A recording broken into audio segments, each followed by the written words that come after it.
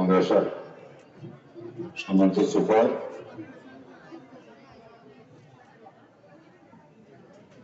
জনাব হাফিজ সাইফুল ইসলাম সাহেব, আজকের এই মাহফিলের প্রধান আলোচক আলহাজ মাওলানা নবী সাহেব, বিশেষ আলোচক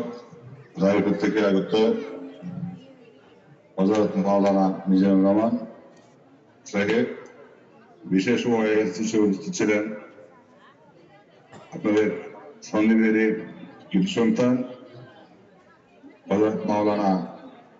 মহসিন সাহেব, উপস্থিত শেখ সিলের সম্মানিত খতিব মোহাম্মদ জাকির হোসেন সাহেব, উপস্থিত দায়িত্বে যিনি আছেন, ইতিপূর্বে যিনি আপনাদের উদ্দেশ্যে বক্তব্য দিচ্ছেন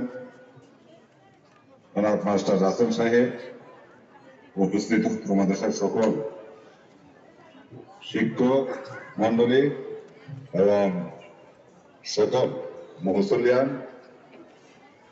এবং পর্দার মা বোনেরা, সবার প্রতি রইল আমার সালাম। আসসালামু আলাইকুম ওয়া রাহমাতুল্লাহি ওয়া বারাকাতুহু।